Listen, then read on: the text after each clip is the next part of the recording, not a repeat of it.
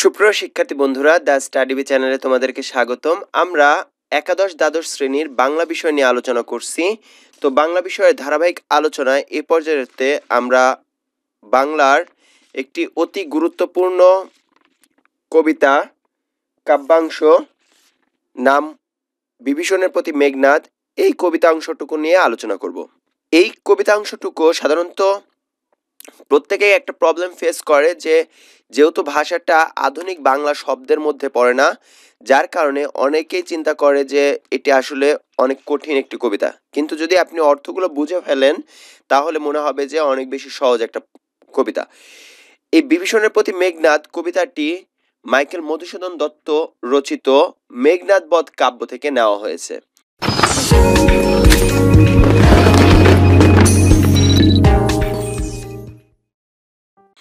মেঘনাদ বধ কাব্যটাকে আমরা বলতে পারি যে বাল্মীকির রচিত যে রামায়ণ আছে সেই রামায়ণের একটা অংশ, অর্থাৎ রামায়ণের নতুন করে লেখা হয়েছে, সেটা হচ্ছে মেঘনাদ বধ কাব্য, যেটা বাংলা সাহিত্যের ক্ষেত্রে প্রথম মহাকাব্য। বাংলা সাহিত্যের প্রথম মহাকাব্য মেঘনাদ বধ কাব্য। এই মেঘনাদ বধ কাব্যটি 9টি স্বর্গে বিভক্ত এবং তার মানে আমি এটাকে বলতে পারি যে বাল্মীকির রামায়ণের নবরূপ এটি। এই 9টি স্বর্গর মধ্যে কি কি আছে আমরা একটু দেখে নিই। প্রথমটার নাম হচ্ছে অভিষেক, দ্বিতীয়টার অস্ত্রলাভ, তৃতীয়টা সমাগম, চতুর্থ অশোক বন, পঞ্চম উদ্যোগ, ষষ্ঠ নাম্বার স্বর্গ হচ্ছে বধ। এই বধ বা বধ যেটাকে আমরা বলি যে এভাবেও বলতে পারি যে বধ এবং এটা এভাবেও বলতে পারি। সো বধ এই অংশটার থেকে একটা অংশ,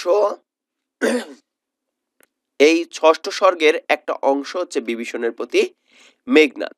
এরপরেও আরো যে অংশগুলো আছে, সপ্তম স্বর্গে আছে শক্তি নির্ভেদ, অষ্টম প্রেতপুরী এবং নবম হচ্ছে সংস্ক্রিয়া।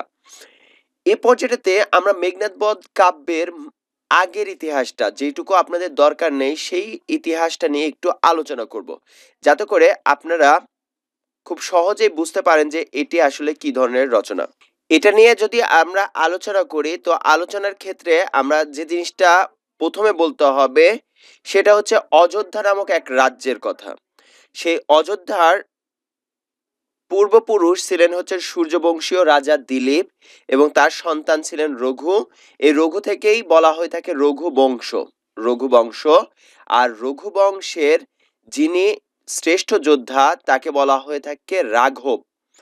সো এই রঘুবংশের রাঘব, যার সন্তান হচ্ছেন অজয় এবং এই অজর সন্তান হচ্ছেন দশরথ। এই দশরথ থেকে আসবে দশরথী বা মহারথী শব্দটা।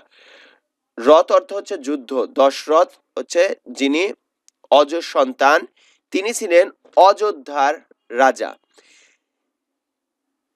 এই অযোধ্যার রাজা দশরথের ছিল 3টা স্ত্রী, কিন্তু তাদের স্ত্রীর কোনো পুত্র সন্তান জন্ম নিচ্ছিল না। একটি কন্যা সন্তান ছিল শান্তা নামে।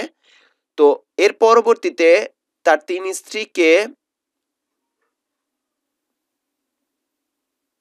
স্ত্রীর কাছ থেকে পুত্র সন্তান কামনায় তারা একটি যজ্ঞের আয়োজন করেন, যে যজ্ঞটার নাম হচ্ছে পুত্রেষ্টি ক্রিয়া যজ্ঞ। সেই যজ্ঞটা পরিচালনা করেন তার মেয়ে জামাতা ঋষ্যশঙ্খ, অর্থাৎ শান্তা তার মেয়ে, তার জামাতা হচ্ছে দশরথের জামাতা ঋষ্যশঙ্খ। তো তিনি সেই যজ্ঞে উপস্থিত 2জন স্ত্রীকে, যেহেতু তার স্ত্রী 3জন, 2জন স্ত্রীকে 2টা অংশ পায়েস দিয়ে দেন। প্রথম স্ত্রী কৌশল্যকে এক অংশ এবং দ্বিতীয় স্ত্রী কৈকেয়ীকে আরেকটা অংশ।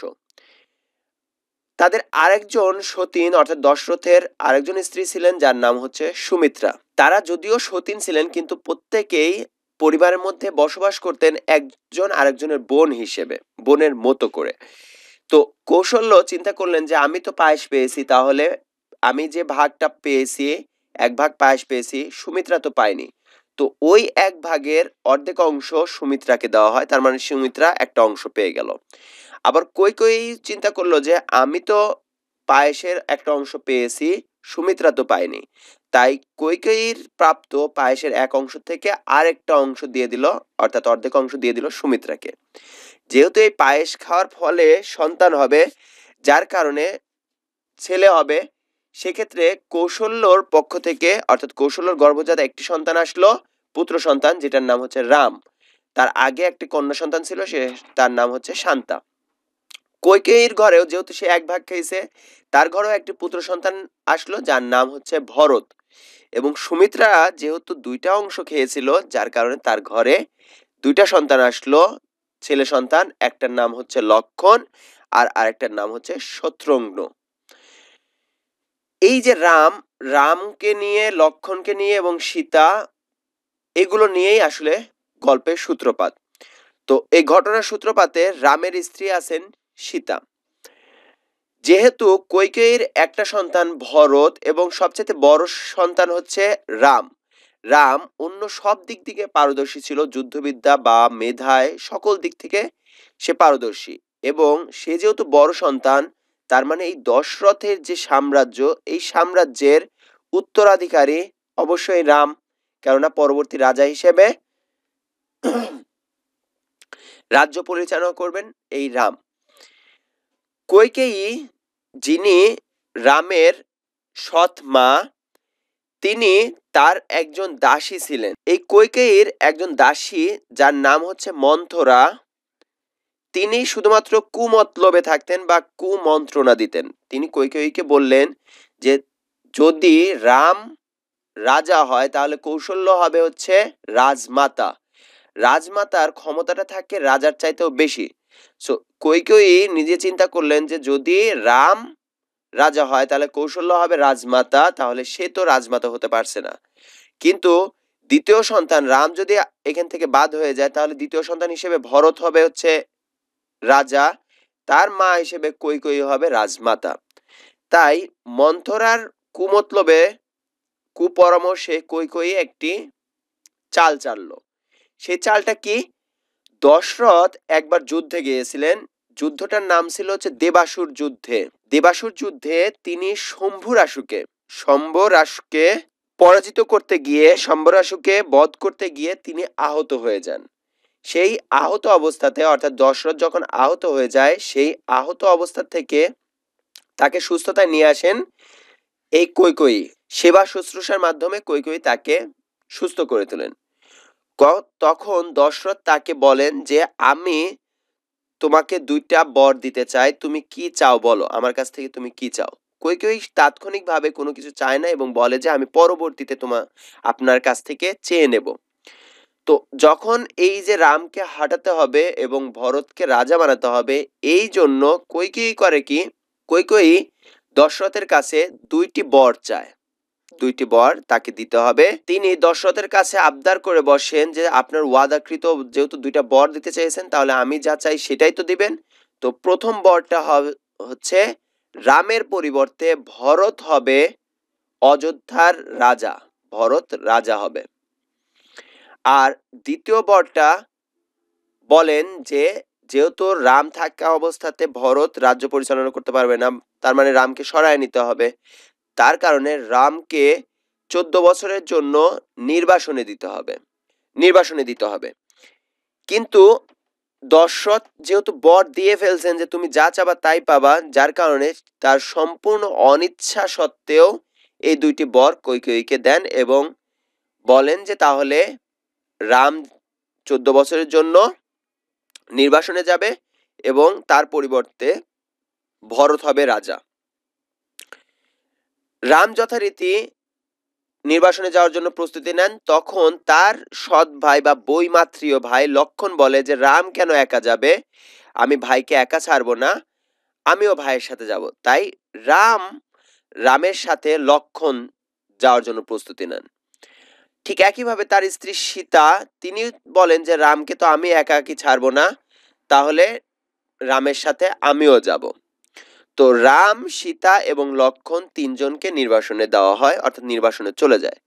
এই যে রাজা দশরথ অনিচ্ছাকৃতভাবে দুইটি বর দেওয়ার কারণে তিনি এর ৬ষ্ঠ দিনে, অর্থাৎ ৬ দিনের মাথায় তিনি মৃত্যুবরণ করেন। এবং যেহেতু বর অনুযায়ী ভরত হবে রাজা, সো ভরতকে রাজ সিংহাসনে বসতে অনুমতি দেওয়া হয়, অর্থাৎ ভরত হন তখন রাজা। কিন্তু ভরতের ব্যাপারে, ভরত যদিও রাম তার সৎ ভাই, কিন্তু তাদের মধ্যে ভ্রাতৃত্বর বন্ধনটা অনেক বেশি অটুট, যার কারণে ভরত যখন জানতে পারে যে এই মন্থরার কুপরামর্শে তার মা, নিজের মা কৈকেয়ী এই চালটা চালার কারণে রামকে আজকে নির্বাসনে যেতে হয়েছে, যার কারণে ভরত তার মাকে অনেক বেশি ধিক্কার জানায়, অনেক বেশি কটূক্তি করে ভরত বের হয়ে যায় যে রাম, সীতা এবং লক্ষ্মণকে ফিরিয়ে নিয়ে আসার জন্য। যখন ভরত রামকে ফিরিয়ে নিয়ে আসতে যায়, তখন রাম তাকে বলে যে না ভাই, আমি যেতে পারবো না। কারণটা কি? যেহেতু বাবার কাছ থেকে আমি 14 বছরের নির্বাসন পেয়েছি, আমি এই 14 বছর শেষ না হওয়া পর্যন্ত আমি আর অযোধ্যায় ফিরে যাব না। তখন ভরত রামের কাছ থেকে রামের যে পায়ের জুতা আছে, অর্থাৎ খড়ম, এই খড়ম দুটো চেয়ে নেয় এবং নিয়ে এসে সেই রাজ সিংহাসনে ওই দুটা জুতাকে রেখে দিয়ে তিনি রাজ্য পরিচালনা করেন এবং নাম দেন যে এই অযোধ্যার রাজা হচ্ছেন রাম। ভরত রাজা না, রামের নামে সেই অযোধ্যার রাজ্যটা পরিচালনা করতে থাকেন। এটা হচ্ছে পূর্বের কাহিনী, যে এর আগে কি কি হয়েছে, যার কারণে রাম এবং সীতা এবং লক্ষ্মণ তিনজন নির্বাসনে গিয়েছেন। এর বাহিরে আরেকটা কাহিনী আছে, যেটা হচ্ছে এই রাম, শান্তা, ভরত, লক্ষ্মণ, শত্রুঘ্ন এগুলোর জন্ম নেওয়ারও আগের একটা ঘটনা। সেই ঘটনার দিকে একটু আমরা তাকাবো। সেই ঘটনার দিকে যদি আমরা তাকাই, সেক্ষেত্রে আমরা পাই যে এই দশরথ যৌবনকালে, তার যৌবনকালে একটা সময় গভীর রাত্রে তিনি কলসে জল পূর্ণ অবস্থাতে একজন মানুষকে তিনি হাতি মনে করে, হস্তি মনে করে তীর মেরে তাকে মেরে ফেলেন। যখন সেই মানুষটা মারা যায়, তখন সেই মানুষটাকে, অর্থাৎ মণিকুমারকে, যার নাম মণিকুমার, তাকে নিয়ে গিয়ে তার বাবার কাছে নিয়ে যান। তখন তার বাবা একটা উক্তি করে বসেন সন্তান বিয়োগের কারণে। তিনি উক্তি করে বসেন যে পুত্র বেশনাজং দুঃখং যততন্নম সাংপ্রতম এবং এবং তং পুত্র শোকেন রাজন কালং করিষ্যসি। তো এটার অর্থটা হচ্ছে যে হে রাজা, তুমি যেভাবে আমাকে পুত্র হারানোর ব্যথা দিয়েছিলে, পুত্র হারানোর ব্যথা দিলে, একদিন তুমিও ঠিক একইভাবে পুত্রকে হারিয়ে ফেলবে, অর্থাৎ পুত্র শোকে তুমি প্রাণ হারাবে। যার কারণে দশরথ রামকে 14 বছরের নির্বাসনে দেওয়ার মাত্র 6 দিনের মাথায় সে নিজে মারা যায়। এখন এটা হচ্ছে পূর্বের ঘটনা, কিন্তু পরবর্তীতে এই কবিতাটা আসলো কিভাবে, সেটার জন্য আমাকে আরেকটু ভালোভাবে জানতে হবে। তো চলুন একটু দেখে নিই। এখানে দুইটা চরিত্র আমরা পাবো, নিকষা সতী এবং হচ্ছে সুমিত্রা, দুইজন মায়ের কথা বলা হয়। এই নিকষা সতীর তিনটা সন্তান, এক হচ্ছে রাবণ, কুম্ভকর্ণ এবং বিভীষণ। এখানে একটু ঘটনা আছে, আমরা বলবো। এই রাবণ, কুম্ভকর্ণ এবং বিভীষণ, এদের যে রাজ্য তার নাম বলা হয় লঙ্কাপুরী। বর্তমানে যেটা শ্রীলঙ্কা বোঝায় সেই লঙ্কাপুরী। লঙ্কাপুরীর হচ্ছেন রাজা এখানে রাবণ, যাকে বলা হয়েছে রক্ষশ্রেষ্ঠ। এদের একটা বোন আছে যার নাম হচ্ছে শূর্পণখা।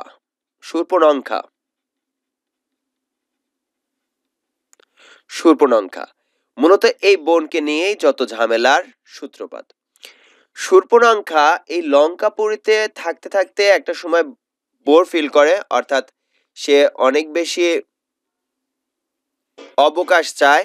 তো তিনি করেন কি, যে শ্রীলঙ্কার মাঝখানে যে সাগরটা আছে, নদীটা পার হয়ে তিনি পাশের যে বন জঙ্গল, সেই বন জঙ্গলের মধ্যে তিনি বেড়াতে যান। বন জঙ্গলের মধ্যে তিনি প্রথমে রামকে দেখতে পান এবং রামকে দেখে তার প্রথমেই ভালো লেগে যায় এবং রামকে তিনি বিবাহ করার জন্য প্রস্তাব দেন, বিয়ে করার জন্য প্রস্তাব দেন। কিন্তু রাম বলে যে আমার ঘরে সতী স্ত্রী আছেন, যিনি হচ্ছেন সীতা, আমি সীতাবিহীন অন্য কাউকে দ্বিতীয় স্ত্রী হিসেবেও গ্রহণ করতে পারবো না।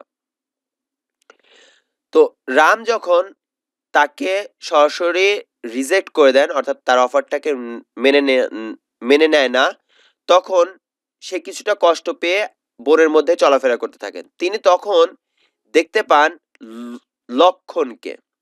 লক্ষণ যেহেতু রামের চাইতেও আরো বেশি সুন্দর সুদর্শন ছিলেন, তো লক্ষণকে দেখে লক্ষণকেও তার ভালো লেগে যায় এবং তিনি লক্ষণকেও প্রপোজ করে বসেন, বিয়ে করার প্রস্তাব দেন। তখন লক্ষণ তাকে বলেন যে আমার আসলে বিয়ে করার কোনো প্রয়োজন নেই, আমি চাই না বিয়ে করতে এই মুহূর্তে।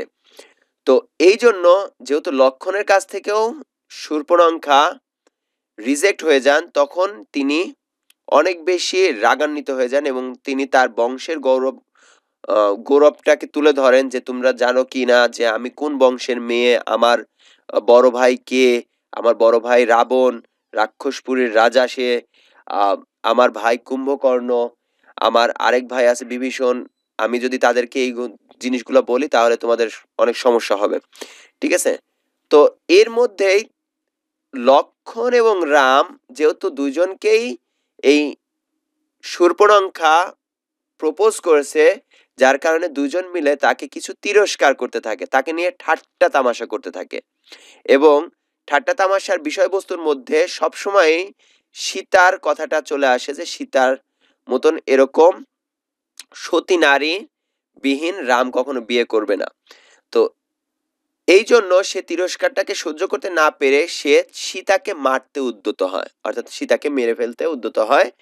তখন লক্ষণ এবং রাম এখান থেকে লক্ষণ তাকে তার যে তরবারি আছে, অস্ত্র আছে, সেই অস্ত্র দিয়ে শূর্পণখার নাক এবং কান কেটে দেয়। তখন সে লজ্জায় চলে আসে তার সেই লঙ্কাপুরীতে এসে রাবণ এবং কুম্ভকর্ণকে সেই বিষয়টা বলে। তখন রাবণ এবং কুম্ভকর্ণ এই দুইজন মিলে রাম এবং লক্ষণের বিরুদ্ধে যুদ্ধ ঘোষণা করেন যে তাদের বিরুদ্ধে যুদ্ধ করতে হবে। কিন্তু এই অবস্থাতে বিভীষণ সেই যুদ্ধের পক্ষপাতী না, তিনি শূর্পণখার বিষয়টাকে আরো গভীরভাবে বিশ্লেষণ করে চিন্তা করে তিনি বলেন যে না, এখানে আমাদের বোনের দোষটা বেশি, তাদের দোষটা কম, সো আমি এই যুদ্ধে তোমাদের সাড়া দিতে পারছি না, এই ধরনের বিষয়। সো বিভীষণ সরাসরি রাবণ এবং কুম্ভকর্ণের যে যুদ্ধ রাম এবং লক্ষণের বিরুদ্ধে, সেই যুদ্ধে যাওয়ার জন্য নিষেধ করে দেন। তাহলে বিভীষণ হয়ে গেল কি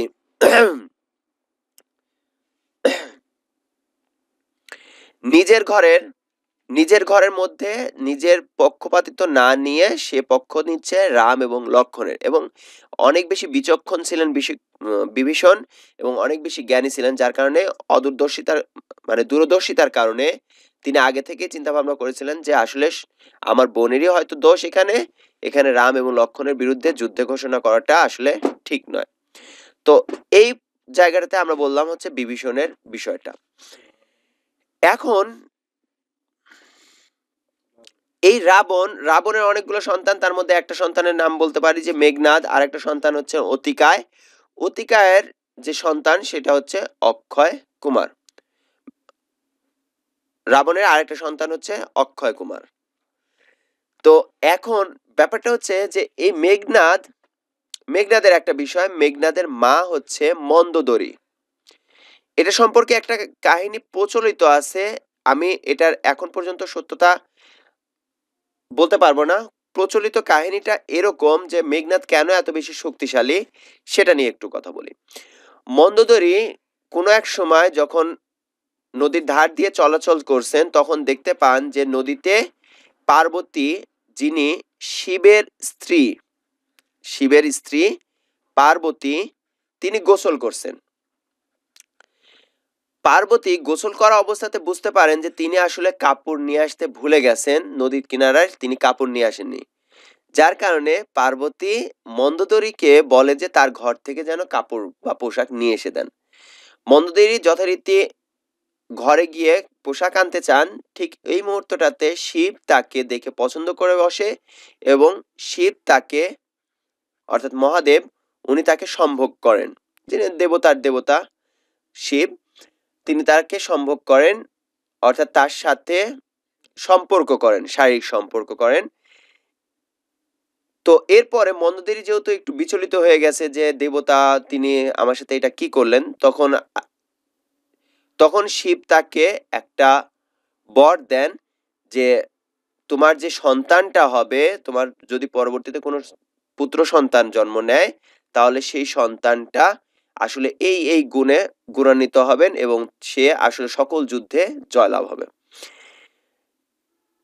তো সেখান থেকে মন্দোদরি যখন কাপড় নিয়ে শিবের স্ত্রী পার্বতীর কাছে আসেন, তখন পার্বতী তাকে দেখেই বুঝতে পারেন যে ইনি আসলে তার স্বামী শিবের সাথে সম্পর্ক করে এসেছেন। তখন পার্বতী তাকে অভিশাপ দেন যে তার সন্তান যদি কোনো যুদ্ধে পূজা অর্ধ অবস্থাতে রেখে চলে আসে, তাহলে সেক্ষেত্রে সে মারা পড়বে। যার কারণে মেঘনাদের যে পূজাটা গুরুত্বপূর্ণ পূজা, অর্থাৎ প্রত্যেকটা যুদ্ধের আগে তিনি একটি যজ্ঞ করেন বা পূজা দেন। সেই পূজাটা যদি অসমাপ্ত রেখে যান, তাহলে তিনি সেই যুদ্ধে মারা যাবেন। তো এইটা হচ্ছে মূল থিম, যে তার মানে পূজাটাকে যদি অর্ধ অবস্থায় রেখে সে কোনো যুদ্ধ অবতীর্ণ হয়, তাহলে সে মারা যাবেন। যদিও এর আগে মেঘনাদ অনেকগুলো যুদ্ধ করেছেন, যেটা হচ্ছে মহারথী একজন বলা হয়ে থাকে। মহারথী, অতি মহারথী যিনি হচ্ছেন ইন্দ্র, সেই ইন্দ্রকে তিনি পরাস্ত করেন, যার কারণে মেঘনাদের আরেক নাম দেওয়া হয়। ইন্দ্রকে যেহেতু জিতে ফেলেছেন, যার কারণে বলা হয় ইন্দ্রজিৎ।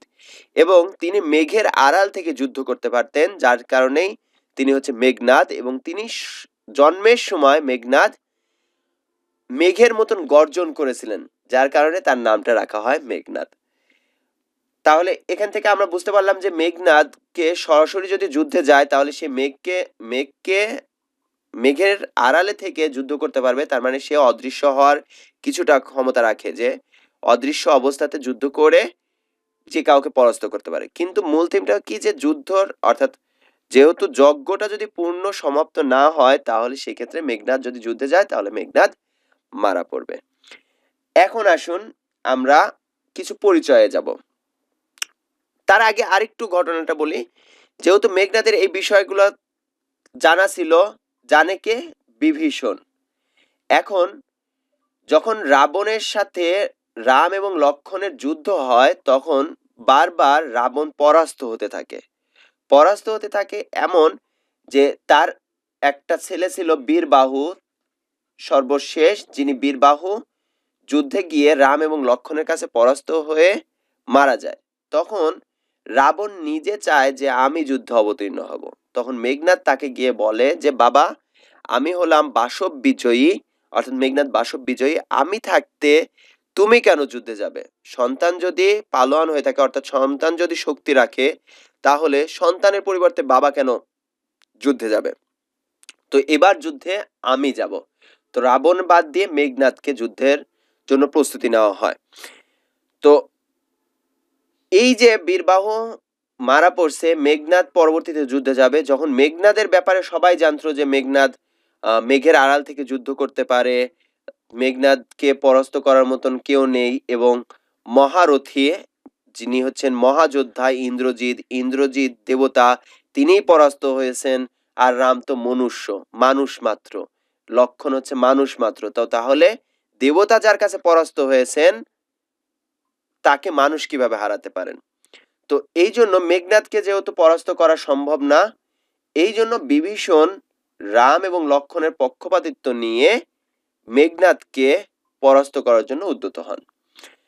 এখন আসি, এখানে যে চরিত্রগুলো আছেন, সেই চরিত্রগুলো একটু আমরা বর্ণনাটা দেখে নেব। মেঘনাদকে এখানে কয়েকটা নামে ডাকা হয়েছে। এক হচ্ছে অরিন্দ্রম। অরি অর্থ শত্রু, আর অরিন্দ্রম মানে হচ্ছে শত্রুকে যে দমন করতে পারে, তাকে বলা হয় অরিন্দম। বাসব বিজয়, তিনি যেহেতু বাসবকে জয় করেছিলেন, যার কারণে তাকে বলা হয় বাসব বিজয়ী। ধীমান, যার অর্থ জ্ঞানী। রাবণী দাস, অর্থাৎ রাবণের সন্তানকে বলা হয় রাবণী দাস বলতে মেঘনাদকে বোঝানো হয়েছে। পরাক্রম দাস, অর্থাৎ পরাক্রম বলতে বোঝানো হয়েছে বিভীষণকে, তার দাস হিসেবে ব্যবহার করা হয়েছে যে মেঘনাদকে। বাসব ত্রাস, বাসবের জন্য তিনি ত্রাস স্বরূপ, যার কারণে বাসব ত্রাস ব্যবহার করা হয়েছে। বীরেন্দ্র বলি, রাবণ আত্মজে, এবং আরেকটা নাম সেটা হচ্ছে ইন্দ্রজিৎ। ঠিক একইভাবে রামের কিছু নাম আছে, সেটা হচ্ছে রামকে এখানে বলা হয়েছে অধম এবং রাঘব। রঘুবংশের যেহেতু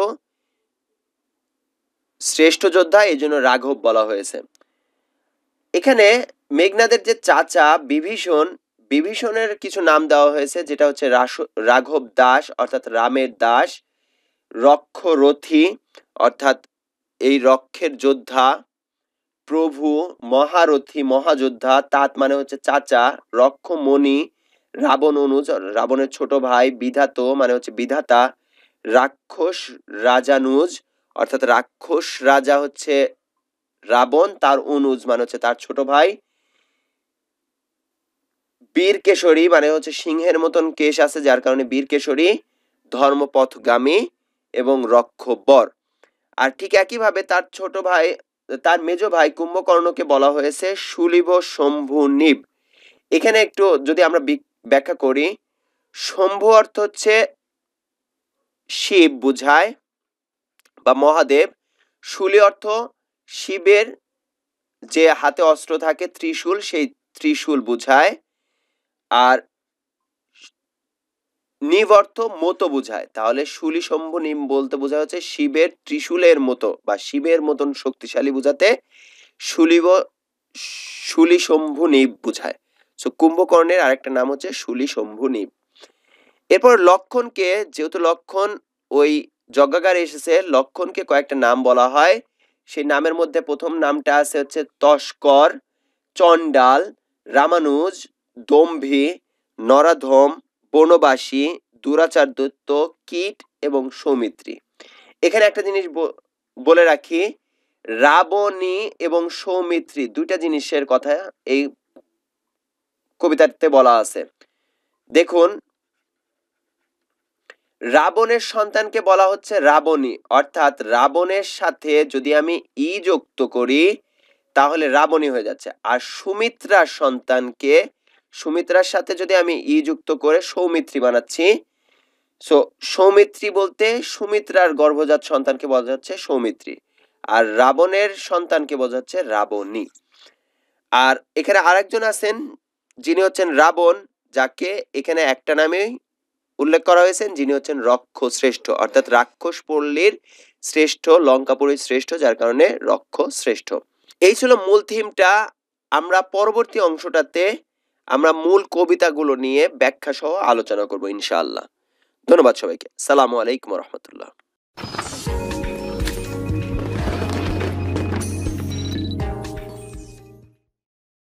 সুপ্রিয় শিক্ষার্থী বন্ধুরা, দ্য স্টাডিবি চ্যানেলে তোমাদেরকে স্বাগতম। আমরা এইচএসসি লেভেলের বাংলা প্রথম পত্র নিয়ে আলোচনা করছিলাম। এই পর্যায়েতে বিভীষণের প্রতি মেঘনাদ এই কবিতার দ্বিতীয় অংশ নিয়ে আলোচনা করব।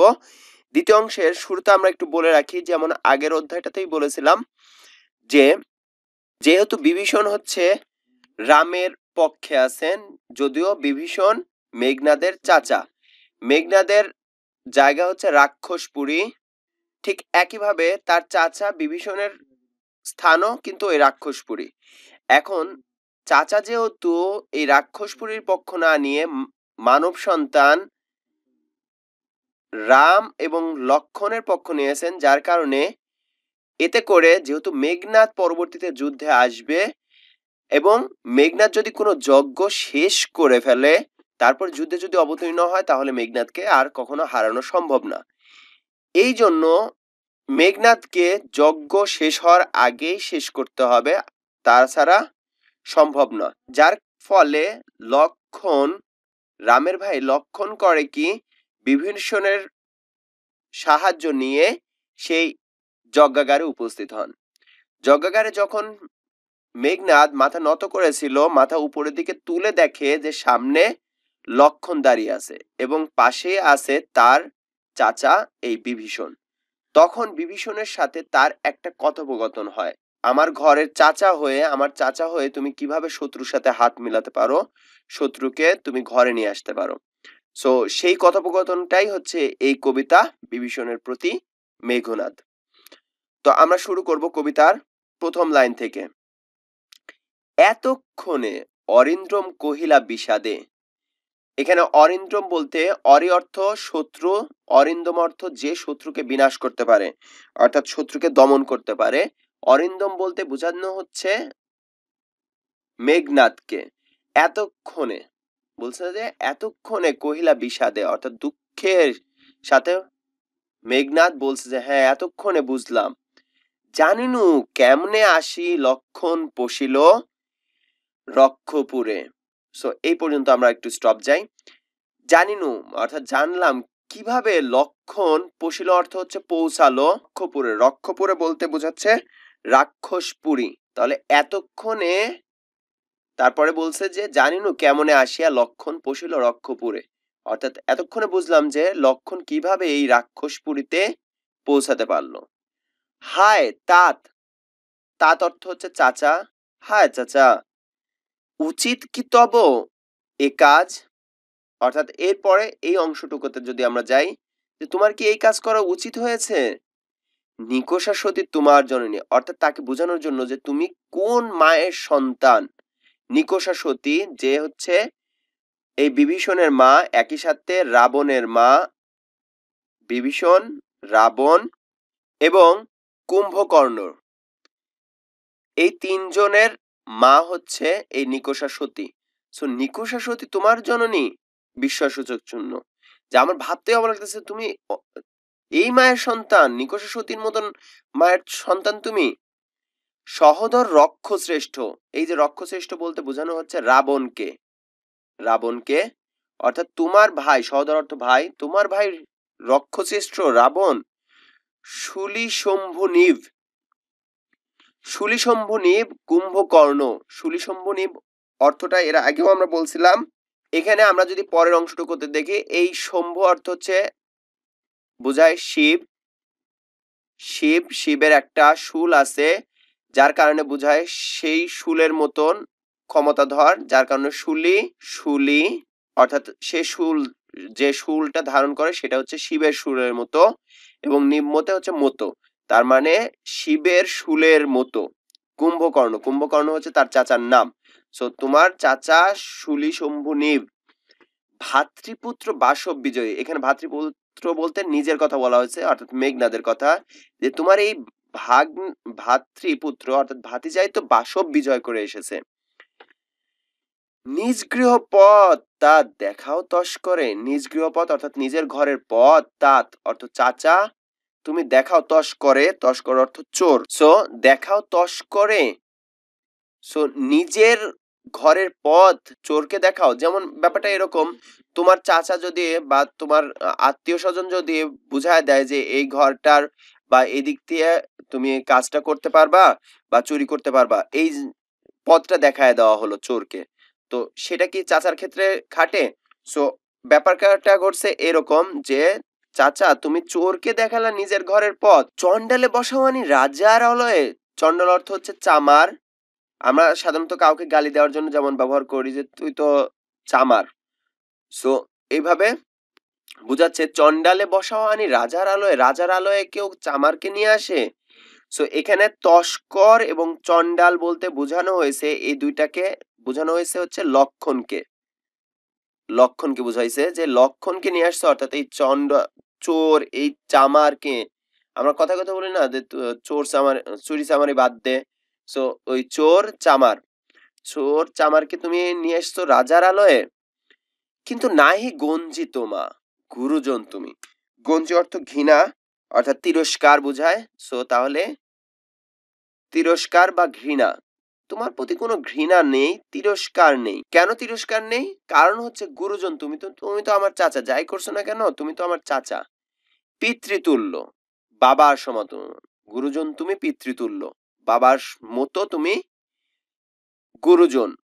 ছারদার যাব অস্ত্রাগারে, পাঠাইব রামানুজে সমন ভবনে, লঙ্কার কলঙ্ক আজি ভঞ্জিব আহবে। অর্থাৎ বলছে যে চাচা ঠিক আছে নিয়ে আসছো, তারপরেও তোমাকে আমি ঘৃণা করি না, তিরস্কার করি না, তুমি দ্বারটা ছাড়ো অর্থাৎ দরজা ছাড়ো। কি জন্য? যখন মেঘনাদ যজ্ঞা করতে বসতেন তখন মূল শর্তটা ছিল সে যুদ্ধের যে পোশাকটা সেই সম্পূর্ণ পোশাকটাকে ছেড়ে আসতে হবে, যজ্ঞার পোশাক পরে সাধারণত পূজা করতে হবে। সো এই জন্য যেহেতু অস্ত্রাগারের সকল অস্ত্র রেখে আসছে, এই অবস্থাতে সে হচ্ছে নিরস্ত্র, যার কারণে বলছিল যে দরজা ছাড়ো, আমি অস্ত্রাগারে যাব, পাঠাইবো রামানুজে। রামানুজে বলতে রাম যোগ অনুজ, রামানুজ, রাম যোগ অনুজ, রামানুজ, রামানুজকে অর্থাৎ বোঝানো হচ্ছে লক্ষণকে, লক্ষণকে পাঠাবো সমন ভবনে। সমন অর্থ হচ্ছে মৃত্যু, আর ভবন হচ্ছে দুয়ার বুঝাচ্ছে, অর্থাৎ সমন ভবনে মানে হচ্ছে মৃত্যুর দুয়ারে। একবারে যদি বলি তাহলে সমন ভবনে মানে হচ্ছে মৃত্যুর দুয়ারে।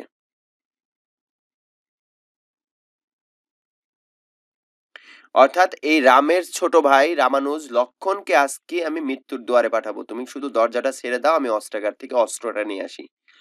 লঙ্কার কলঙ্ক, লঙ্কা বলতে এই রাক্ষসপুরীর কথা বলা হচ্ছে, লঙ্কা, লঙ্কার কলঙ্ক। কলঙ্ক কেন? যেহেতু এই চোর বা তস্কর বা চন্ডালকে তুমি এই রাজার জায়গাটা নিয়ে আসছো, তাহলে লঙ্কপুরী আজ কলঙ্কিত হয়ে গেছে। তাই এই কলঙ্ক আজই ভঞ্জিব আহবে। ভঞ্জিব অর্থ হচ্ছে যুদ্ধ, আহবে মানে হচ্ছে মাধ্যমে। সো ভঞ্জিবে আহবে মানে হচ্ছে যুদ্ধের মাধ্যমে, এর অর্থটা লিখে নেন, যুদ্ধের মাধ্যমে। তো অর্থাৎ তুমি দরজা যদি ছেড়ে দাও, আমি অস্ত্রাগারে যাব, অস্ত্র নিয়ে আসব, এবং রামের ছোট ভাই লক্ষণকে আজকে মৃত্যুর দুয়ারে পাঠিয়ে দেব। এই যে লঙ্কার যে কলঙ্ক, কারণ তুমি একটা মনুষ্য জাতিকে, যেখানে দেবতারা থাকে, রাক্ষসপুরীর রাজারা থাকে, সেখানে নিয়ে আসছো, তার মানে এটা কলঙ্কিত হয়ে গেছে। এই কলঙ্কটা আমরা আজকে যুদ্ধের মাধ্যমে শেষ করে দেব। এরপর আসছে উত্তরীলা বিভীষণ। এই পর্যন্ত পুরাটা বাক্যটা কিন্তু মেঘনাদ একা একা কথা বলছে, কার প্রতি? বিভীষণের প্রতি। সো উত্তরীলা বিভীষণ বৃথায় সাধনা। উত্তরীলা মানে উত্তর করছে, বিভীষণ কি উত্তর করছে? বৃথা এ সাধনা, অর্থাৎ এই সাধনা করাটা আসলে বৃথা, যে তুমি যে আমাকে সরায় যে অস্ত্রাগার যাবা এবং অস্ত্র নিয়ে আসবে, এটা সাধনাটা বৃথা। বলছে ধীমান রাঘব দাস আমি।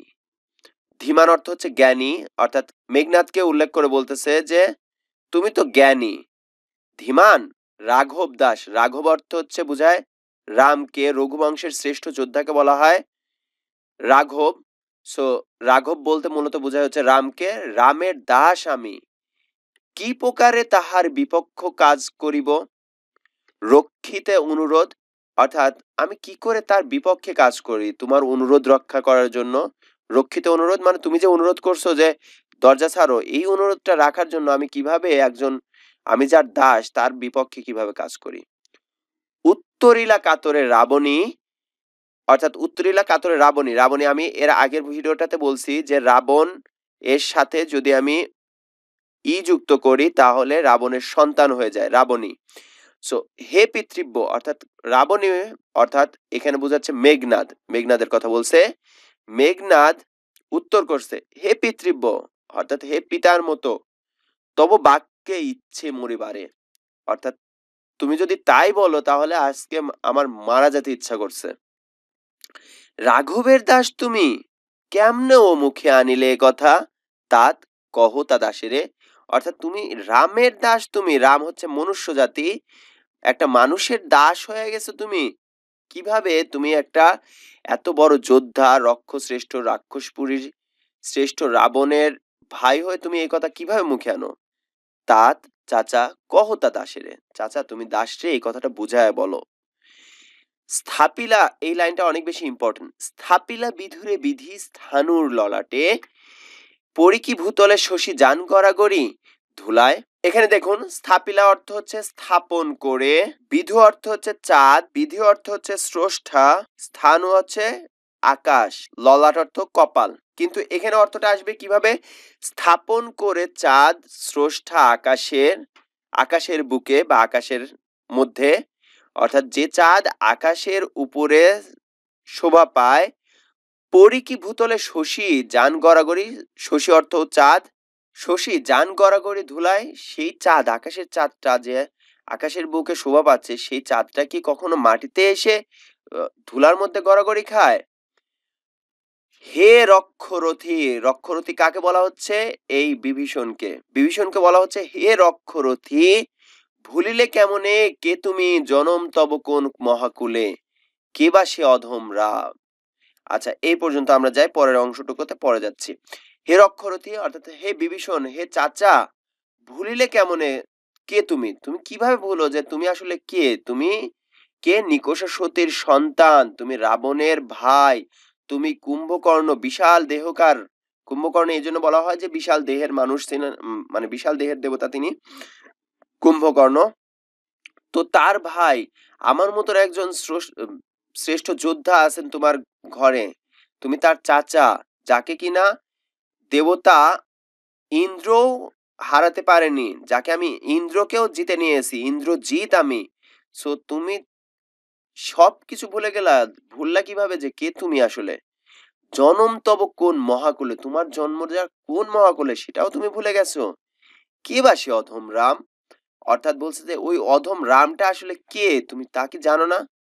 এরপরে সুন্দর একটা কথা বলছে দেখুন, স্বচ্ছ সরোবরে, সরোবর বলতে বোঝায় হচ্ছে পুকুর বা খোলা নালা, যেটাকে বোঝায় স্বচ্ছ সরোবরে অর্থাৎ স্বচ্ছ পুকুরে, করে কেলি, কেলি অর্থ খেলা করা, করে কেলি রাজহংস পঙ্কজ কারণে, রাজহংস পঙ্কজ কারণে, পঙ্কজ অর্থ ফুল, কারণ অর্থ ফুলের বাগান। সো রাজহংস, যে রাজহংস স্বচ্ছ সরোবরে অর্থাৎ স্বচ্ছ পুকুরে ফুলের মধ্যে খেলা করে, যায় কি সে কভু, প্রভু পঙ্কিল সলিলে, পঙ্কিল সলিলে অর্থ হচ্ছে বদ্ধ জলাশয় বা ডোবা বোঝায়। অর্থাৎ যে রাজহাঁস স্বচ্ছ পানিতে ফুলের সাথে খেলা করে, প্রভু বলতে বোঝাচ্ছে বিভীষণকে। প্রভু চাচা, সে কি ডোবায় কখনো যায়? অর্থাৎ ময়লার মধ্যে কেউ যায় কখনো? শৈবাল দলের ধাম অর্থাৎ বদ্ধ জলাশয় বোঝাচ্ছে, পঙ্কিল সলিলে বলতে বোঝাচ্ছে ডোবার ময়লা, আর শৈবাল দলের ধাম বলতে বোঝাচ্ছে যে বদ্ধ জলাশয়, অর্থাৎ বদ্ধ জলাশয়ের মধ্যে, ডোবার ময়লার মধ্যে, মানে বদ্ধ জলাশয়ের মধ্যে নোংরার মধ্যে কি কেউ খেলতে যায়? মৃগীন্দ্র কেশরী অর্থাৎ সিংহের মতন কেশ যার আছে তাকে বলা হয় মৃগীন্দ্র কেশরী। অর্থাৎ মৃগীন্দ্র অর্থ হচ্ছে সিংহ, কেশরী মানে হচ্ছে যার কেশ আছে, অর্থাৎ কেশযুক্ত সিংহ। মৃগীন্দ্র কেশরী কবে, হে বীর কেশরী সম্ভাসে শ্রীগালে, অর্থাৎ বলছে যে সিংহ কবে, হে বীর কেশরী, তুমিও তো বীর সিংহ, কেশরী অর্থ সিংহ বোঝায়, তাহলে হে বীর কেশরী, হে বীর সিংহ সম্ভাসে শ্রীগালে, শ্রীগাল বলতে বোঝাতে হচ্ছে লক্ষণকে মিত্রভাবে, অর্থাৎ সম্ভাসে শ্রীগালে মিত্রভাবে, অর্থাৎ যে সিংহ যোদ্ধা সিংহ কি কখনো শিয়ালকে বন্ধু ভাবতে পারে? অজ্ঞ দাস, বিজ্ঞতম তুমি, অবিদিত নহে কিছু তোমার চরণে। অর্থাৎ বলছে এই অজ্ঞ দাস, আমি তো কিছুই জানি না, বিজ্ঞতম তুমি, তুমি অনেক কিছু জানো, তুমি অনেক বেশি বুঝো। অবিদিত নহে, অবিদিত মানে হচ্ছে অর্থ না, বিদিত অর্থ জানা, মানে না জানা বা অজানা, বিদিত অর্থ জানা, তার মানে অজানা নহে, কোনো কিছুই অজানা নাই তোমার চরণে, তোমার পায়ের কাছে কিছুই অজানা নাই। ক্ষুদ্রমতি নর, ক্ষুদ্রমতি মানে হচ্ছে ছোট জাতের, নর মানে হচ্ছে মানুষ, সুর লক্ষণ, ক্ষুদ্রমতি নর সুর লক্ষণ, নহিলে অস্ত্রহীন যোধে কি সে সম্বদে সংগ্রামে। ক্ষুদ্রমতি মানে হচ্ছে ছোট মনের, ছোট মতির বা ছোট মনের মানুষ লক্ষণ, নহিলে অস্ত্রহীন, এই আমার মতন অস্ত্রহীন কি কি সে সম্বদে সংগ্রামে, যুদ্ধের জন্য কেউ আমন্ত্রণ জানাতে পারে? যেখানে লক্ষণ যুদ্ধের সাজসজ্জা নিয়ে এসেছে, আর আমি যুদ্ধের কোনো পোশাকই নাই, যুদ্ধের কোনো তরবারিও নাই, এই অস্ত্রহীন কোনো ব্যক্তিকে কি কেউ যুদ্ধের জন্য আমন্ত্রণ জানায়? তাহলে কি এই মানুষটা কি ছোট মনের মানুষ? কহ মহারথী, এ কি মহারথী প্রথা? মহারথী বলতে মহাযোদ্ধা বোঝায়, রথী অর্থ যোদ্ধা, মহাযোদ্ধা বলতে বিভীষণকে বলা হচ্ছে যে বিভীষণ তুমি তো মহাযোদ্ধা, তুমিই বলো এটাই কি মহারথী প্রথা, এটাই কি মহাযোদ্ধাদের এটাই প্রথা, এটাই নিয়ম? অর্থাৎ যুদ্ধের কিছু নিয়ম আছে, যেমন মনে করুন যে যদি যুদ্ধ চলাকালীন সময়টাতে এক পক্ষ পতাকা তুলে তাহলে অপর পক্ষকে থেমে যেতে হবে, অর্থাৎ দুই পক্ষকেই থেমে যেতে হবে, দুই পক্ষই নিজ নিজ জায়গায় চলে যেতে হবে। আবার যখন যুদ্ধের জন্য বাজনা বাজাবে তখন আবার যুদ্ধের জন্য অগ্রসর হতে পারবে। এর আগ পর্যন্ত কোনো পক্ষই সামনাসামনি এসে যুদ্ধ করতে পারবে না। তো এই জন্য বলছে যে মহাযুদ্ধের কিছু নিয়ম আছে, মহাযুদ্ধের প্রথা আছে। যেমন আরেকটা প্রথা যে যদি কারো কাছে অস্ত্র না থাকে তাহলে তাকে অস্ত্র দিয়ে তারপর যুদ্ধে আসতে হবে, সমানে সমানে লড়াই হবে এরকম। কেউ অস্ত্রহীন আর কেউ অস্ত্র আছে এভাবে যুদ্ধ তো হয় না।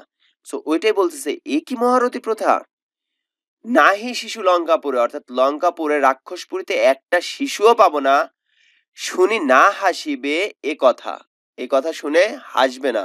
যে একটা অস্ত্র সজ্জ মানুষ একটা নিরস্ত্র মানুষের কাছে এসে বলছে যে আসো যুদ্ধে আসো, ঠিক আছে, নিরস্ত্র মানুষকে যুদ্ধের জন্য আমন্ত্রণ জানায়, এটা শুনলে পারে তো রাক্ষসপুরী যে কোনো শিশুও হাসবে। ছাড়ো পথ, আসিব ফিরিয়া এখনই, দেখিব আজি কোন দেব বলে বিমুখ সমরে মোরে সৌমিত্রী কুমতি।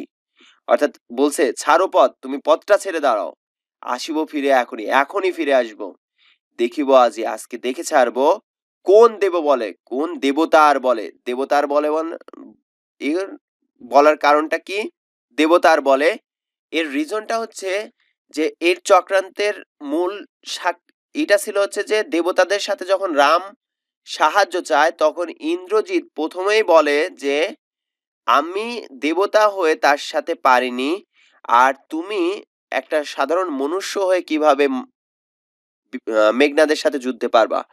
তখন ইন্দ্রজিতের পক্ষ থেকে একটা কূটকৌশল জানানো হয় যে যজ্ঞাগারে যদি যায়, যজ্ঞাগারে যজ্ঞ, অর্থাৎ যদি যজ্ঞাটা এবার শেষ করে তাহলে সে অজেয় হয়ে যাবে, কারণ এর আগে 2বার যজ্ঞ করে সে যুদ্ধ করেছে, তৃতীয়বার যদি যজ্ঞা করে যে যুদ্ধ করে তাহলে সে সারা জীবনের জন্য অজেয় হয়ে যাবে, তাকে আর কেউ হারাতে পারবে না।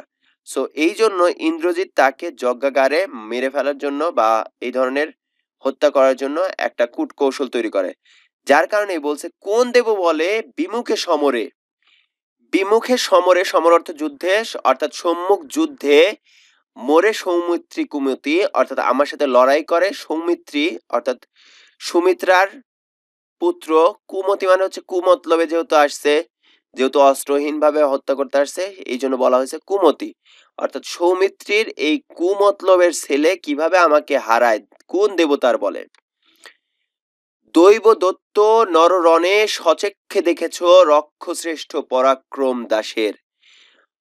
দৈব অর্থাৎ দেবতাকে যেহেতু হারাইছে ইন্দ্রজিৎ, ইন্দ্র দেব, দেবতা ইন্দ্রকে হারিয়েছে, দত্তকে হারিয়েছে, মানুষ যুদ্ধ সকল কিছুতে সচক্ষে দেখেছো, তুমি সচক্ষে দেখেছো রক্ষ শ্রেষ্ঠ, অর্থাৎ রাক্ষস পল্লীর মধ্যে শ্রেষ্ঠ পরাক্রম দাসের, অর্থাৎ ক্ষমতাধর এই দাস, অর্থাৎ সে বিভীষণের দাস কিন্তু শক্তিশালী, কতটুকু শক্তিশালী সেটা বুঝাইছে পরাক্রম দাসের। কি দেখি ডরিবে এ দাস হেন দুর্বল মানবে, কি দেখে এই মানুষের কাছে আমি ভয় পাবো। সো ডরানো অর্থ হচ্ছে ভয় পাওয়া, কি দেখি ডরিবে, কি দেখে ডর করব বা ভয় পাবো, এ দাস আমার মতন এই দাস, হেন দুর্বল মানবে, এই দুর্বল মানুষের সাথে কি দেখে ভয় পাবো। নিকুম্ভিলা যজ্ঞাগার, যজ্ঞাগারের নাম হচ্ছে নিকুম্ভিলা, নিকুম্ভিলা যজ্ঞাগারে প্রগল্ভে, অর্থাৎ সাহসে কোনো ভয় না পেয়ে, বা বলতে পারি যে নির্ভয়ে, নিকুম্ভিলা যজ্ঞাগারে নির্ভয়ে পশিল পৌঁছালো দম্ভী, দম্ভী বলতে কাকে বোঝানো হচ্ছে, লক্ষণকে, অর্থাৎ এই যে নির্ভয়ে পৌঁছায় দম্ভ দেখাচ্ছে লক্ষণ, কিভাবে পৌঁছালো সেটাই, নিকুম্ভিলা যজ্ঞাগারে প্রগল্ভে নির্ভয়ে পশিল লক্ষণ, আজ্ঞা করো দাসে শাস্তি নরাধমে, অর্থাৎ এই দাসকে, আমি তোমার দাস, তুমি আমাকে আদেশ করো এই নরাধমকে অর্থাৎ লক্ষণকে শাস্তি দেব। তব জন্মপুরে তাত পদার্পণ করে বনবাসী হে বিধাতন। আচ্ছা এ পর্যন্তই বলি। তব জন্মপুরে অর্থাৎ লক্ষণপুরীতে বা রাক্ষসপল্লীতে জন্মগ্রহণ করে তাত চাচা পদার্পণ করে বনবাসী, তুমি বনের মধ্যে বসবাস করা শুরু করলাম, অর্থাৎ বনের পক্ষ নিলা।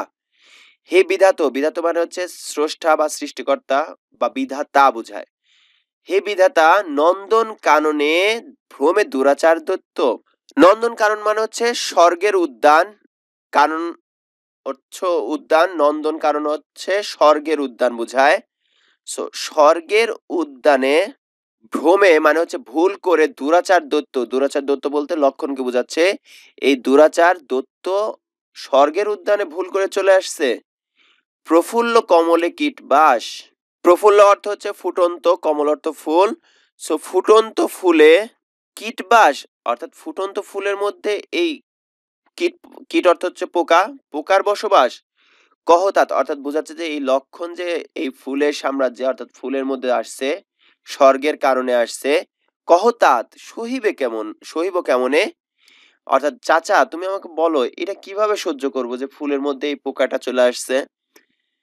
হেন অপমান আমি ভাতৃপুত্র তব, কিভাবে সহ্য করব এই হেন মানে হচ্ছে এই রকম অপমান, আমি ভাতৃপুত্র তব তোমার ভাইয়ের ছেলে হয়ে কিভাবে আমি এই অপমানটা সহ্য করি।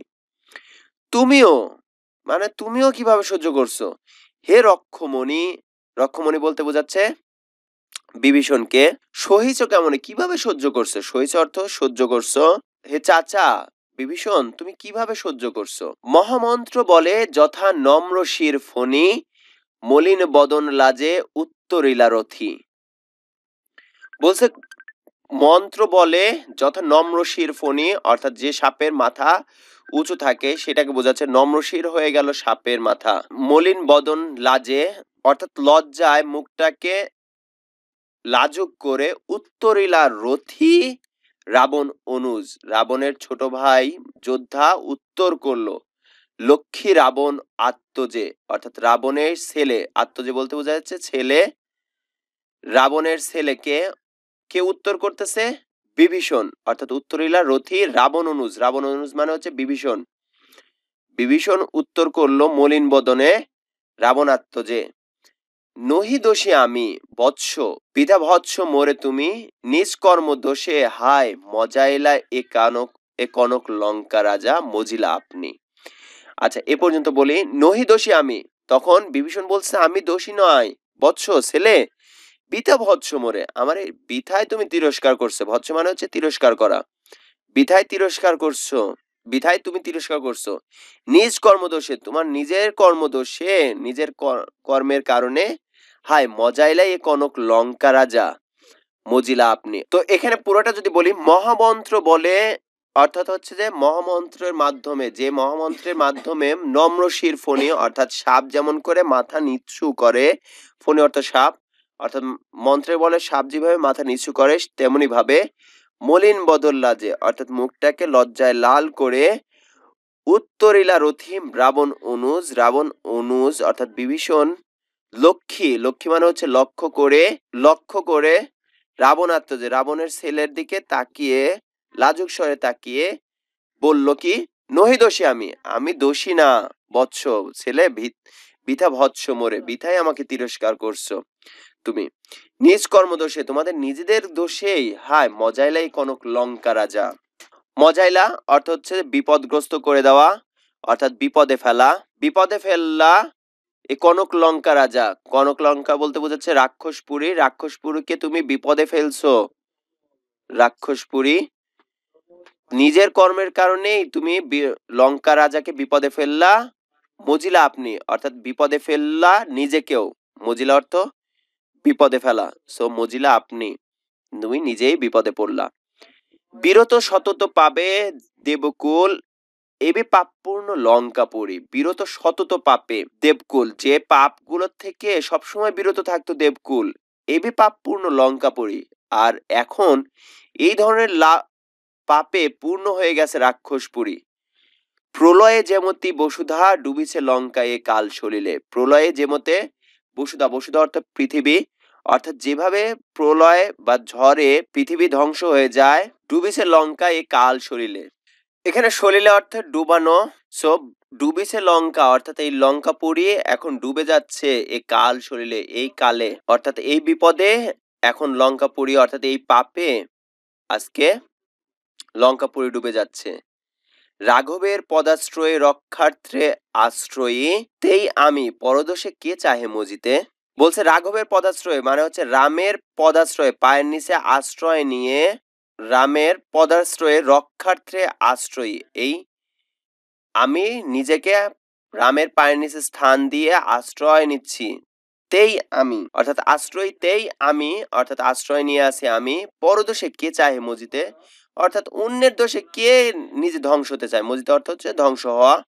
সো আর একজনের দোষে কে ধ্বংস হতে চায়, কেননা দোষটা কার? বলছে রাবণ যেহেতু সীতাকে অপহরণ করে নিয়ে আসছে, যার কারণে এই রাবণের দোষে কি জন্য আমি নিজে ধ্বংস হব। সো এইটা তো সম্ভব না যে রাবণ দোষ করছে, যে সেই দোষের কারণে সারা দেবতা কুল আমাদের বিরুদ্ধে চলে গেছে। সো এই কারণে এই দোষে কেন আমি নিজে ধ্বংস হতে যাব। রুশিলা বাসব ত্রাস। রুশিলা অর্থ হচ্ছে রাগান্বিত হওয়া, রাগান্বিত হওয়া। বাসব ত্রাস, বাসব ত্রাস অর্থাৎ হচ্ছে মেঘনাদ, অর্থাৎ মেঘনাদ রাগান্বিত হলো। গম্ভীরে যে মতি নিশীতে অম্বরে মন্দ্রে জিমুন্তেন্দ্র কপি। গম্ভীরে যেমতিক নিশীতে অম্বরে, গম্ভীরে যেমতি, গম্ভীরে অর্থাৎ গম্ভীরে যেমন করে, যেমতি মানে হচ্ছে যেমন করে, গম্ভীরে যেমতি নিশীতে মানে হচ্ছে রাত্রে, অম্বরে মানে হচ্ছে আকাশে, মন্দ্রে অর্থ হচ্ছে ডাক দেওয়া, ডাকা, জিমুতেন্দ্র মানে হচ্ছে মেঘের মতো, কপি অর্থ কেঁপে ওঠা বা রাগান্বিত হয়ে যেরকম একটা ভাব হয় সেটা বোঝাচ্ছে। অর্থাৎ গম্ভীরে যেমতি অর্থাৎ গম্ভীরে, গম্ভীর থেকে যেমন করে রাত্রে আকাশে মেঘ ডেকে ওঠে তেমন করে কহিলা বীরেন্দ্র বলি। অর্থাৎ বীরেন্দ্র বলি বলতে বোঝাচ্ছে যে মেঘনাদকে। মেঘনাদ বলছে অর্থাৎ মেঘনাদ বলতেছে, কি বলতেছে, কেমন করে সে অনেকক্ষণ ধরে চুপ থেকে গম্ভীর যেমতি অর্থাৎ গম্ভীর ভাবে থেকে হঠাৎ করে মেঘ যেমন আকাশের গম্ভীর রাতে ডেকে ওঠে তেমন করে মেঘের মতন শব্দ করে। যদিও মেঘনাদ মানেই হচ্ছে মেঘের মতন শব্দ করে, যার কারণে মেঘনাদ, তো ওইটাই বোঝাচ্ছে যে মেঘের মতন শব্দ করে বলে উঠলো বীরেন্দ্র বলে অর্থাৎ মেঘনাদ, ধর্মপথগামী হে রাক্ষস রাজানুজ। এখানে দেখুন রাক্ষস রাজা অনুজ, রাক্ষস রাজার অনুজ বা রাক্ষস রাজার ছোট ভাই। ধর্মপথগামী, তুমি তো ধর্মপথের গামী, রাক্ষস রাজার ছোট ভাই অর্থাৎ রাবণের ছোট ভাই। বিখ্যাত জগতে তুমি, তুমি বিখ্যাত কোন ধর্ম মতে, কোন ধর্মের অনুসারে হয়ে, কহ দাসে শুনি, জ্ঞাতিত্ব ভাতিত্ব জাতি এই সকলে দিলা জলাঞ্জলি। অর্থাৎ কোন ধর্মের মতে তুমি দাস, তুমি বলো এই দাস রে, কহ দাসে আমার মতন দাস রে বলো, শুনতেছি। জ্ঞাতিত্ব, জ্ঞাতিত্ব মানে হচ্ছে এমন মানুষ যার সাথে একসাথে চলা যায়, একসাথে খাওয়া যায়, তাকে বলা হয় হচ্ছে জ্ঞাতি। জ্ঞাতিত্ব মানে হচ্ছে যার সাথে একসাথে চলি। ভ্রাতৃত্ব মানে হচ্ছে ভাইয়ের মতো। জাতি অর্থাৎ নিজ এলাকার জাতি। এ সকলে দিলা জলাঞ্জলি, তুমি সবকিছুই জলাঞ্জলি দিয়ে দিলা। অর্থাৎ তুমি যাদের সাথে চলো, যাদেরকে ভাই মনে করো, যাদেরকে জাতি হিসেবে ধরে আছো, সবকিছুকে জলাঞ্জলি দিলা। শাস্ত্রে বলে অর্থাৎ শাস্ত্র এটাই বলে, গুণবান যদি পরজন গুণহীন স্বজন তথাপি নির্গুণ স্বজন শ্রেয়। অর্থাৎ পরজন অর্থাৎ অন্য মানুষ যদি গুণবানও হয়, অনেক গুণের অধিকারীও হয়, গুণহীন স্বজন আমার আত্মীয় কাছের লোক যদি গুণহীনও হয়, তথাপি নির্গুণ স্বজন শ্রেয়। অর্থাৎ গুণহীন যে স্বজন সেটাই শ্রেয়। অর্থাৎ দূরের মানুষ যে কিনা অনেক জ্ঞানী, তার চাইতে কাছের মানুষ যে কিনা কম জ্ঞানী বা তার কোনো জ্ঞান নাই বা গুণ নাই, তা সেই শ্রেয়। এটাই বলে শাস্ত্র। পর পর সদা অর্থাৎ পর সবসময় পরই থেকে যায়, পর পরের মতোই থেকে যায়, পর কখনো আপন হয় না। সো পর পর সদা, পর সব সময়ের জন্য পরই থেকে যায়। শিক্ষা হে রক্ষবর কোথায় শিখিলে, এই শিক্ষা তোমার, রক্ষবর বলতে বিভীষণ, কোথায় শিখলা তুমি? কিন্তু বৃথা গঞ্জিত মা, বৃথায় তোমাকে আমি তিরস্কার করছি, ঘৃণা করছি। হেন সহবাসে অর্থাৎ এরকম ভাবে বসবাস করে হে পিতৃব্য বর্বরতা কেন না শিখিবে। কিভাবে বর্বরতা না শিখিবে? যার সাথে চলো তার মাধ্যমেই তো বর্বরতা শিখো। অর্থাৎ তুমি যার সাথে চলতেছো তারাই তো তোমাকে বর্বরতা শিখাচ্ছে। গতি যার নিজ সহ নিজ সে দুর্মতি, অর্থাৎ যার গতিটা, যার চলনটা নিচের দিকে যে যায় তার তো দুর্মতি হবে, এটাই তো স্বাভাবিক, তাই না? সো নিচ সে দুর্মতি। এই শিক্ষা, অর্থাৎ তুমি যার সাথে থাকো তার মাধ্যমেই তো এই জিনিসটা শিখবা। পিতার মতো বর্বরতা কেন না শিখিবে? তুমি কিভাবে বর্বরতা না শিখে পারো? গতি যার নিচ সহ নিচ সে দুর্মতি। যার গতি নিচের দিকে তার তো এরকম কুমতলব কুচিন্তা থাকবে, এটাই তো স্বাভাবিক। সে বলতে বোঝাচ্ছে যে লক্ষণ যার চিন্তাধারায় নিচের দিকে, সে তো এই ধরনের কূটকৌশল অবলম্বন করবে, এটাই তো স্বাভাবিক। তো তার সাথে থেকে তো তোমার মতিটাও ওই রকমই হবে। তো এই ছিল সম্পূর্ণ কবিতার বিশ্লেষণ। আমরা চলে যাব কিছু শব্দের অর্থ। বিভীষণ রাবণের কনিষ্ঠ সহোদরকে বলা হয় বিভীষণ। রাম রাবণের যুদ্ধে সপক্ষ ত্যাগকারী, রামের ভক্ত হয়ে যায় বিভীষণ। এতক্ষণে অরিন্দ্রম কহিলা, অর্থাৎ এখান দ্বারা বোঝাচ্ছে রুদ্রদ্বার নিকুম্ভিলা যজ্ঞাগারে লক্ষণ যখন অনুপ্রবেশ করে তার অন্যতম কারণ হচ্ছে পথ প্রদর্শক বিভীষণ। তা অনুধাবন করে বিস্মৃত বিস্মিত হয় এবং বিপন্ন মেঘনাদের প্রতিক্রিয়া হয় এরকম যে এতক্ষণে বুঝলাম কিভাবে আসলো। অরিন্দ্রম বা অরি বা শত্রুকে দমন করে যে মেঘনাদকে বোঝানো হয়েছে। পশিল মানে হচ্ছে প্রবেশ করলো বা পৌঁছালো রক্ষপুরে রাক্ষসদের পুরী বা নগরে। এখানে নিকুম্ভিলা যজ্ঞাগার বুঝাইছে। তাত মানে হচ্ছে পিতৃব্য বা চাচা। তাত অর্থ মূলত পিতা বুঝায়, এখানে চাচা বুঝাইছে পিতার মতো। নিকষা মানে হচ্ছে রাবণের মা, নিকষা সতী, রাবণ কুম্ভকর্ণ এবং বিভীষণের মা। শুলি সম্মুনিব শূলপাণি মহাদেবের মতো, যার কারণে শুলি সম্মুনিব সেটা হচ্ছে রাবণের ভাই। কুম্ভকর্ণ রাবণের মধ্যম সহোদর, মেজ ভাই। বাসব বিজয়ী দেবতাদের রাজা ইন্দ্র বা বাসবকে জয় করেছে যে, এখানে মেঘনাদ, একই কারণে মেঘনাদের অপর নাম হচ্ছে ইন্দ্রজিৎ। গঞ্জি অর্থ তিরস্কার করা। রামানুজ মানে হচ্ছে রামের অনুজ বা রামের ছোট ভাই।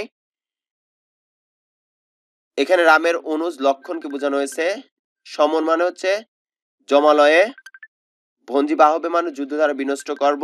আহবে মানে যুদ্ধ। ধীমান অর্থ জ্ঞান সম্পন্ন বা জ্ঞানী। রাঘব মানে হচ্ছে রঘুবংশের শ্রেষ্ঠ সন্তান, রামচন্দ্রকে বোঝানো হয়েছে। রাঘব দাস মানে হচ্ছে রামচন্দ্রের আজ্ঞাবহ। রাবণী অর্থ রাবণের পুত্র, মেঘনাদকে বোঝানো হয়েছে। বিধাতা চাঁদকে আকাশে নিশ্চল করে স্থাপন করেছেন, এটা বুঝাইছে। স্থাপিলা বিধুরে বিধি স্থানুর ললাটে। বিধু অর্থ চাঁদ, স্থানু অর্থ নিশ্চল। রথী অর্থ রথ চালক বা যুদ্ধ করে যে, রথের সাহায্যে যুদ্ধ করে যে তাকে বলা হয় রথী। শৈবাল দলের ধাম মানে বোঝায় হচ্ছে পুকুর বা বদ্ধ জলাশয়। শৈবাল মানে হচ্ছে শেওলা। মৃগেন্দ্র কেশরী মানে হচ্ছে কেশরযুক্ত পশুরাজ সিংহ। কেশরী অর্থ কেশরযুক্ত প্রাণী বা সিংহ। মহারথী মানে হচ্ছে মহাবীর বা শ্রেষ্ঠ বীর। মহারথী প্রথা মানে হচ্ছে শ্রেষ্ঠ বীরদের আচরণ বা প্রথা। সৌমিত্রী মানে হচ্ছে লক্ষণ। সুমিত্রার গর্ভজাত সন্তান বলে লক্ষণের অপর নাম হচ্ছে সৌমিত্রী। নিকুম্ভিলা যজ্ঞাগার মানে হচ্ছে লঙ্কাপুরীতে মেঘনাদের যজ্ঞাস্থান। এখানে যজ্ঞ করে মেঘনাদ যুদ্ধ যেত। মেঘনাদ বধ কাব্যে যুদ্ধযাত্রার প্রাককালে নিরস্ত্র মেঘনাদকে নিকুম্ভিলা যজ্ঞাগারে ইষ্ট দেবতা বৈশ্য নর বা অগ্নিদেবের পূজারত অবস্থায় লক্ষণের হাতে অন্যায় যুদ্ধে নিহত হয়, ওই সেইটাইকে বলা হয় নিকুম্ভিলা যজ্ঞাগার। তস্কর মানে চোর। এখানে আরো অনেকগুলো শব্দ আছে, হোপফুলি এই শব্দের অর্থগুলো আপনারা বাংলা বইটাতে পড়ে নিছেন, তারপর আমি এখানে লিখে দিয়েছি যাতে করে বই না থাকলেও ভিডিও দেখে আপনারা এই জিনিসগুলো শিখে রাখতে পারেন। শেষ করব, উইকিপিডিয়া থেকে একটা জিনিস পাইলাম যার কারণে কবি রবীন্দ্রনাথ ঠাকুর প্রথম অবস্থাতে বিভীষণের প্রতি মেঘনাদ অর্থাৎ হচ্ছে মেঘনাদ বধ কাব্যের সম্পূর্ণ বিরোধিতা করেন এবং তার বিপক্ষে একটি একটি প্রবন্ধ লেখেন। কিন্তু পরবর্তীতে প্রবন্ধ লেখার পরে তিনি তার শেষ বয়সে এসে সেই সমালোচনার বিপক্ষে গিয়ে কথা বলেন এবং আলোচনার শেষে তিনি লেখেন যে, আমি মেঘনাদ বধের অঙ্গ প্রত্যঙ্গ লইয়া সমালোচনা করিলাম না, আমি তাহার মূল্য লইয়া তাহার প্রাণের আধার লইয়া সমালোচনা করিলাম, দেখলাম তাহার প্রাণ নাই। এটা বলছিল আগে, দেখলাম তাহা মহাকাব্যই নয়। এটা তার যৌবন বয়সে তিনি মহাকাব্য নিয়ে অর্থাৎ হচ্ছে বিরোধিতা করে এই লেখাটা লিখেছিলেন। যদিও পরবর্তীকালে রবীন্দ্রনাথ তা বর্জন করেন এবং মধুসূদনের পক্ষেই তিনি আবার মন্তব্য করেছিলেন। সো রবীন্দ্রনাথও পরবর্তীতে অর্থাৎ মেঘনাদ বধ কাব্যের পক্ষ নিয়ে কথা বলছিলেন। এই ছিল সম্পূর্ণ কবিতা। এরপরে কোন কবিতাটা চান বা কোন প্রবন্ধটা চান কমেন্টস বক্সে কমেন্টস করে জানাবেন। ইনশাআল্লাহ আমরা সেই প্রবন্ধ বা সেই কবিতাটা দিয়ে দেব। ধন্যবাদ সবাইকে। আসসালামু আলাইকুম ওয়া রাহমাতুল্লাহ।